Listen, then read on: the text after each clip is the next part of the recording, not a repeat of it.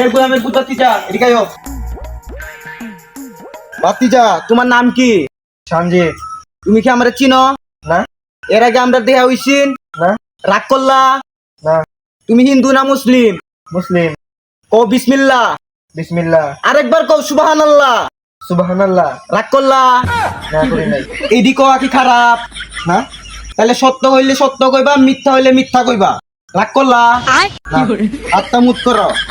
তুমি এমন একটা মানুষ, রাইতে ঘুমানির পরে তুমি চোখকে দেহ না। কথাটা ঠিক নেবে ঠিক? ঠিক। কথাটা ঠিক হইলে কও বিসমিল্লাহ। বিসমিল্লাহ। আরেকবার কও সুবহানাল্লাহ। সুবহানাল্লাহ। রাগ করলা? না। তুমি খাওয়ার পরে তোমার আর খিদা লাগে না। কথাটা ঠিক নেবে ঠিক? ঠিক। তুমি রোদে পরিশ্রম করার পরে তোমার শরীর থেকে ঘাম বাইর হয়। কথাটা ঠিক নেবে ঠিক? এটাও ঠিক। রাগ করলা? না। তুমি যে মায়াগো পিছে পিছে ঘুরো, মায়াগুলা যে তোমারে পাত্তা দেয় না, তুমি যে মায়াগুলারে প্রপোজ করো, মায়াগুলা যে তোমারে অপমান আর চোর মারে, কথাটা ঠিক নেবে ঠিক? ঠিক। রাগ করলা? না। তোমারে যারা আপন ভাবে তুমি তা করে পর ভাবো, কথাটা সত্য না মিথ্যা? সত্য। তাহলে কও নাউজুবিল্লাহ।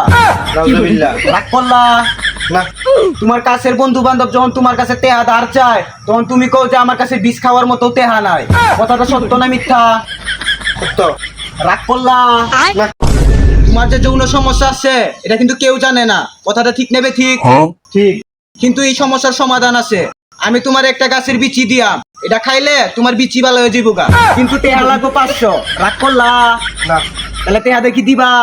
হ্যাঁ। থাক, তোমারে পরীক্ষা করে দেখলাম তোমার মনটা অনেক বড়।